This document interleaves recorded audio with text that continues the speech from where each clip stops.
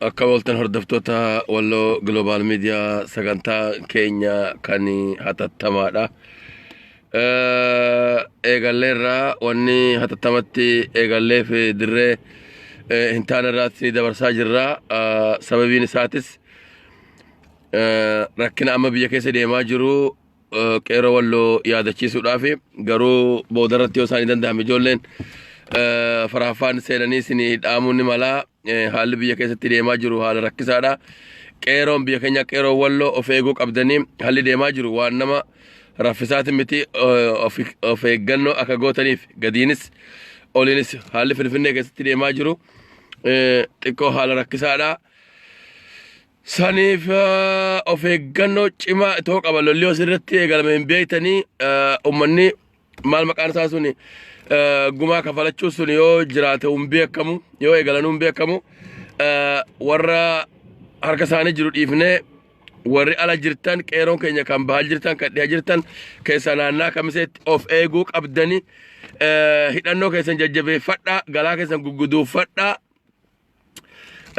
Jarattiin nutti duuluun isaanii hin oolu. Finfinnee keessatti jeequmsa guddaatu deemaa jira. Haga wanni kun adda bahutti akka of eegdan jechuudha. Hafinin seene gara biraati waan nurratti hidhamee jira. Waan sadheegaa hidhanii booda akka namni waan hunda waliin dhageessisne godhanii waan adda addaa deemaa jira. Akka naannaa Amaaraatti ta'esanii Oromiyaa keessatti jeequmsa uumuudhaaf waan hunda xumurataniiranii jarri Habashaatti ammoo nuti of eeguudhuma wanni nu baasu of eegaan isiniin jechuudhaafinin seenee karaarra deemu jira. Of eegaa wanni kuni waan nu dandamsu miti. Jeeqameera Abiyyi jeeqameera Amaarri kan fedhu aangoodha.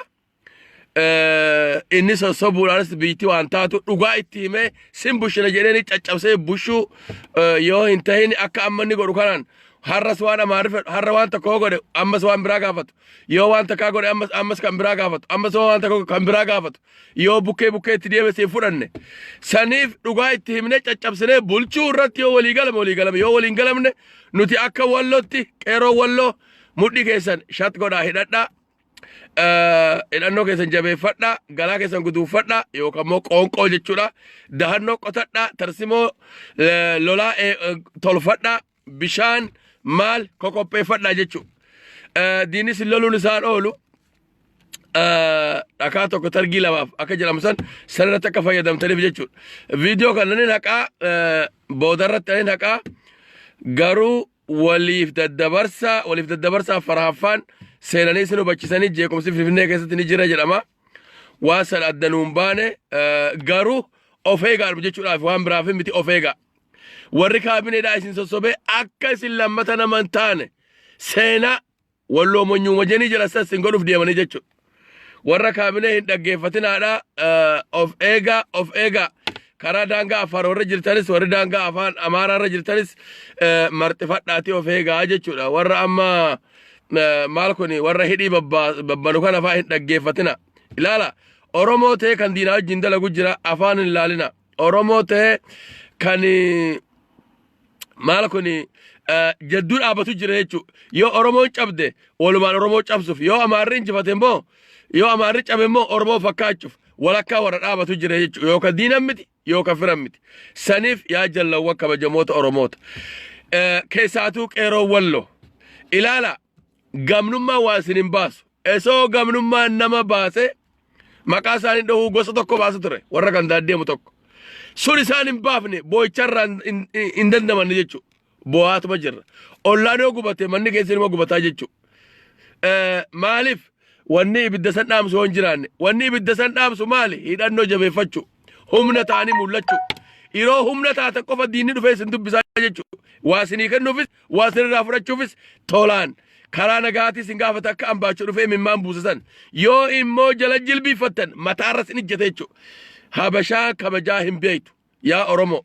Jabaadhaati hidhannoo keessan jabeeffadhaa qeeroo walloo. Suudii jinnii dhiisaati diida caffaasan eeggadhaa. Waan ta'ee jira isin buqqisuu daran mootummaa federaalaa gara galchanii ofii qabatanii maqaa amantiitiin isin dararuuf deeman jechuudha. Akka gaafa Minilik daran namni gaallaa jeessa saddaqee san fiduuf deemanii jechuudha. Yeroon itti marxifannu yeroo kana. Yeroon itti marxifannu yeroo kana. Karaa hedduudhaan bilookii nu godhaniiranii garuu cabsinee tuffaa dhufna jechuudha. Cabsinee tuffaa dhufna qeeroo keenya warri waasaap birra qabdan warri eemoo qabdan biyyatti walii bilbila walii dabarsaa hidhannoo keessan jabeeffadhaa of eegaa of eegaa of eegaa of eegaa dubartii fi ijoollee karaarraa maksa. Wanni biraa waan hedduu jira waan asirratti haasofne waan hedduutu jira garuu walla of eeggachuu qofa ofirraa ittisuu qofatti amma ofirraa ittisuu qofa hanga haalli kun addanuu bahutti jechuudha yookaan ni booraa yookaan ni xililaa karaa lamattuu nuti ni fayyadamna jechuudha xililus injifannoo keenyaan xilila boora'us immoo daranuu bilisummaa hiddaa ishii bilisummaa kanuma gaafii hin qabne kanuma paarlamaa Itoophiyaa hin qabne ishuma dhugaasan walabummaa dhufna jechuudha. Yoo immoo jeequmsi kunis karaa mootummaatiin nagaan hiikkate bilisummaa ni arganna jechuudha yoo walabummaa dhabne. Garuu yoo jeequmsi itti fufe walabummaa keenya goofachuuf deemna. Wareegama xiqqoodhaan walabummaa keenya goofachuuf deema. Kanaaf Oromoon Oromiyaa guutuu keessa warri jirtan dhihaas kaabas kibbas Oromoon guutuun marxifattanii lafaa kaatanii diina ofirraa qolachuu qabdan jechuudha. Bobboo'uun hidhii tuttuutuun bilisummaa namaaf fiddu. Waan bilisummaan qabdu kafalu waan ishiin yoo ishii saniin kafalle argama. Ishii sun maal ishiin dhiiga ofii facaasu lafee ofii cabsu qabeenya ofii baasu. Akkasi dhufti malee bilisummaan hidhii tuttuutu muufachuu paarlamaa Itoophiyaa deemanii filannoo maali kun waan hin baasu. Amaarri filannoodhaan akka injifanne beekanii humnaan garagalan faranjii maqaa amantiitiin faranjii akkuma gaafa Miniliksan kitaaba san baafatanii san dubbisaa jiran jechuudha. Faranjiin nama humna qabu deeggarti.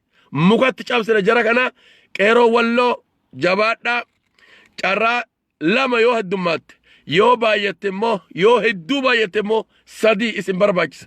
Takka injifanneerra lammata nu yaalu sadaffaan ni yaalu sadiin booda akka wallootu ta'u nuti ni bilisoomna jechuudha. Ni bilisoomna. Saniif wareegamni si kafaltan edoo hin fireessin esoo callaan baasin hin hafu. Warri hidhaa jirtanis jabaadhaa. Bilisummaan namni qabsoo godhu hidhaa qaba. Qaama irrachuu qaba. Qabeenyi saamamuu qaba. Gubachuu jira. Waan hedduu jira jechuudha. Bilisummaatu tana qaba yaa Oromoo. Bilisummaatu tana qaba. Nututtuqanii ofin nu kaasuuf deemanii jabaadhaatii lolaan isin jira qeeroo walloo. Yoo nu sirraawee waan hedduu buloo kun godhanii warri shakkinu warra OMN shakkina TV warra Abiyyifaati warri Abiyyii fi warri OMN tokko waliin dalagaa jiranii nurra waan buloo goota san kaasa. Waasin hin baasu buloo kun godhu tasuma hin dandeessanii garuu sagalee walloo cufuu hin dandeessan garuu gufuun taatanii jechuudha.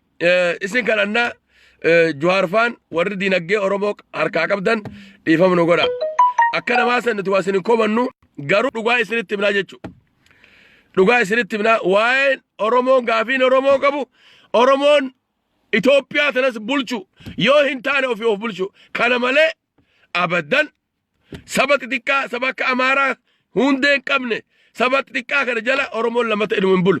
Esoo Abiyyiin mitiitii Iyesus Kiristoonii samii lafa bu'e har'a dhumneetuma dhabamna malee kana diinaafis firaafis ifa ta'uu qaba jechuudha. Har'a woboon durii suni Oromoon durii suni Oromoon ammaa kun waa akka warra durii sanin miti.